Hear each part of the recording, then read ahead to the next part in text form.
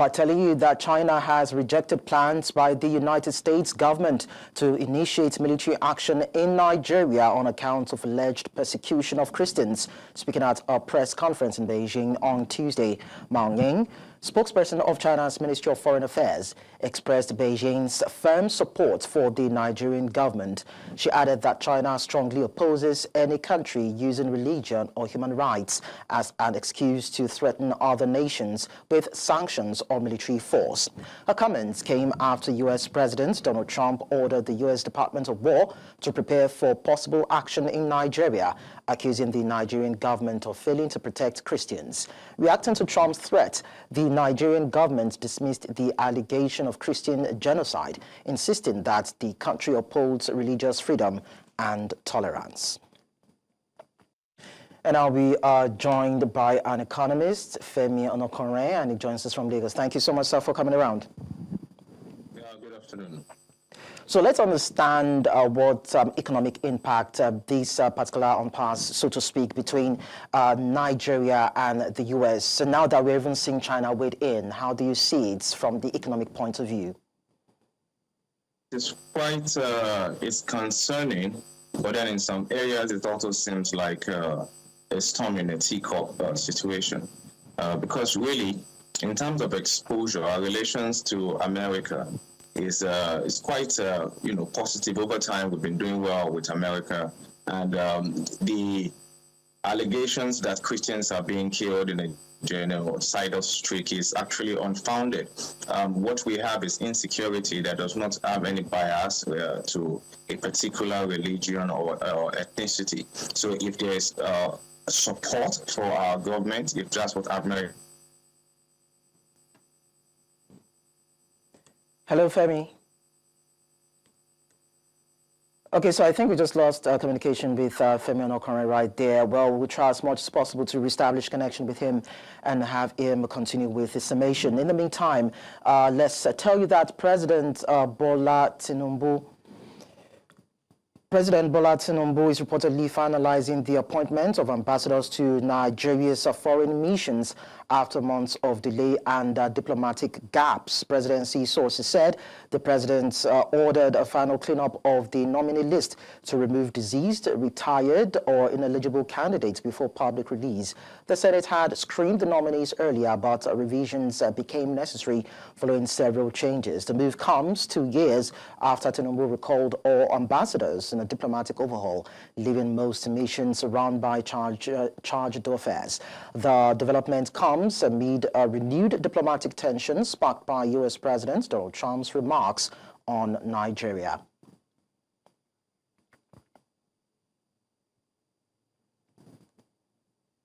And so I understand that our economist, Femi Onakanren, has rejoined this loop. And let's also let you know that we have a lawyer, Tonye Jaja, in Maseru, Lesotho, who will also be sharing his expert view on this. So, Femi, I'd like you to continue with what you were saying as regards what implication this has, most especially for Nigeria. We understand that U.S., it's a diplomatic trade partner, but then we see China was also wading into this particular fracas between Nigeria and the U.S. What economic implication does it have for Nigeria?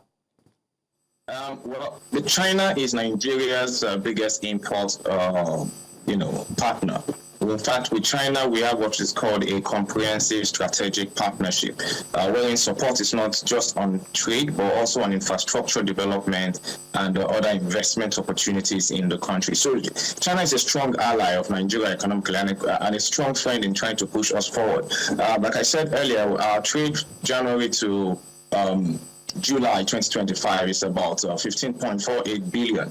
And this is an increase of about 4.7% from last year. So we are actually ramping up in our relations with them. And also, it is well known that China and America have some concerning entanglement, as it were, in terms of trade and foreign relations. We do not see a situation that Nigeria would be involved in this. And the call by the Chinese premier to that no country would allow such excuses as Christian genocide or all such implied situations to disrupt economic ties and disrupt the peace that we have in the region is actually quite welcome. With respect to America, some believe that it is because of the fear of Nigeria joining the BRICS belt, or in the instance of actually controlling some of our local resources. But I believe that a bit more light will be shed to the Congress and to the American presidency.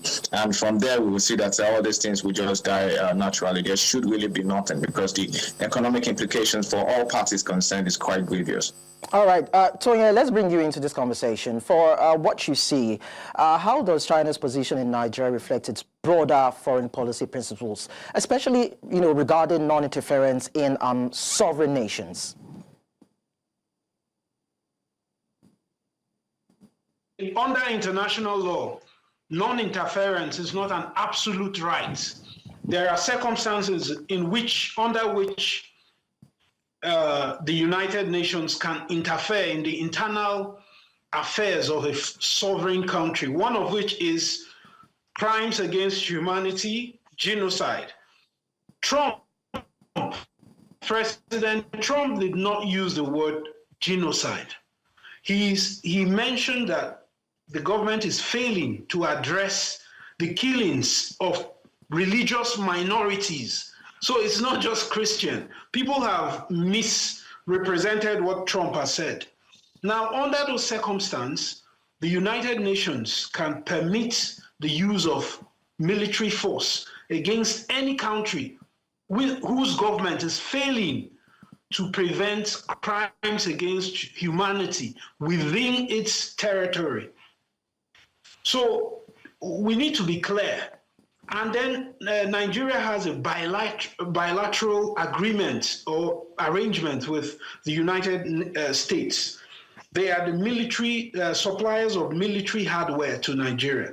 Now, they also have an obligation under international law. When they supply you weapons, they want to make sure that these weapons do not get in the wrong hands or are misused for killing civilian casualties. So that is the premise under which Donald Trump is saying we have to look into this matter. All right, Femi, we see a country like Nigeria that pivots towards the BRICS, where you have China, India, Russia, and the likes, and we've seen strength, diplomatic strength, gather momentum for a couple of years in that light. Some people are saying that if the U.S. decides to go ahead with what it intends, Nigeria should cut ties with the U.S. Can Nigeria afford to do that? Ill-advised for Nigeria to cut ties with the U.S. Even the biggest countries, are not cutting ties with the U.S. The negotiations are ongoing, and everyone is trying to find an agreement. So I don't think Nigeria should cut ties. However deep our relations, with China is. Nigeria is a sovereign state, and by such, it has the right to determine its own future and its own progress. And under international laws, it can also determine who it chooses to associate with. The specific words used by the American president, which is Christian genocide, is actually that phrase is actually the issue that's on board, because it creates a religious dichotomy and it creates tension that is unnecessary, disrupting the progress that we've been having as a nation. In fact, it makes some people to suspect economic sabotage in the light of some of the strides we've had as a country, with Dangote, expanding his facility and thus reducing our dependence on external bodies. It kind of creates a lot of suspicion, and I do not think at this point that America would be wise or well advised to pursue that opportunity, because it does not give them any gains. On the other hand, Nigeria is also a little screened. In 2018, we had bilateral a currency swap arrangement with China to reduce exposure to the USD and all. This has not really, not really done it too much, but this could also create an opportunity for us to explore those deeper parts so that we can remove ourselves from the exposure to such threats by other countries.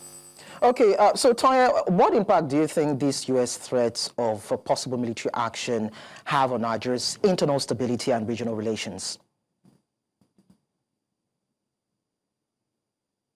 So the economist has mentioned, Mr. Femi has mentioned that China and all that. Let me put in context.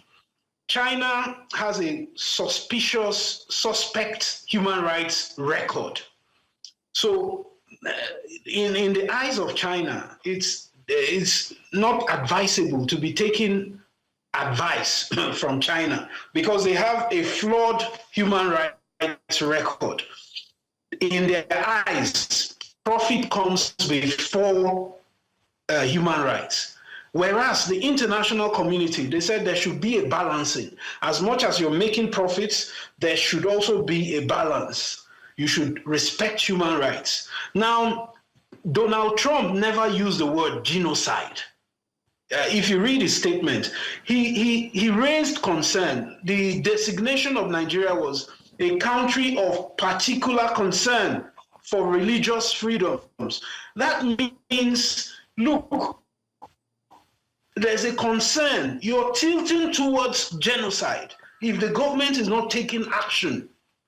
Notice the choice words, a country of particular concern. There's a concern that if the government is not taking steps to prevent genocide, we have not reached genocide, but we don't need to get there.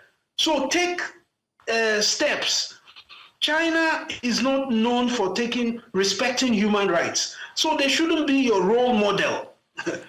Tonye, be our role model. Tonye, sorry to butt in. I understand the standpoint, but what I'm even trying to find out is that even if the Nigerian government is not at some point able to effectively deal with insurgency in the country, and the U.S. eventually steps in, either by soft or hard boots, can that eventually translate into stability? The decimation of, terrorism in Nigeria and strengthen regional ties? Yes, there are rules of engagement. They don't just invade you. There are rules. Even when you buy, the commitment Nigeria has made is you buy military hardware from US. So you cannot approbate and reprobate, as lawyers would say. The fact that you buy military hardware from them, when you're buying those hardware, there are small prints where they say how you use these weapons. So if Nigeria is not living up to those requirements, America would step in. However, there are terms, there are rules of engagement before they step in. So these are the processes Donald Trump has triggered.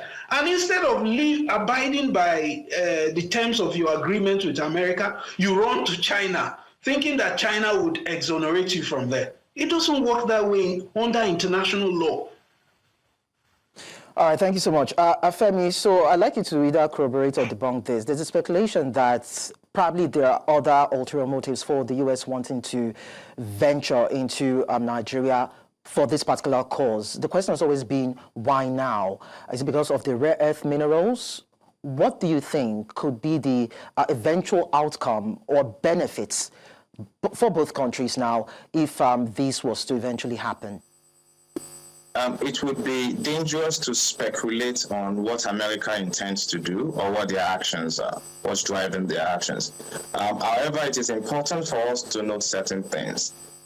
In the X-tweet that the President of America published, he said Christian killings in thousands. Now, the problem we have in Nigeria is not religious killing. Nigeria is not a partisan state, so that does not come into a frame of reference. Why Christians in particular? Why not human rights abuses, as it were, under international laws? That's really would have been a better premise for any engagement. And then the threat of military action, asking the Ministry of War to be on alert, is also, uncalled for.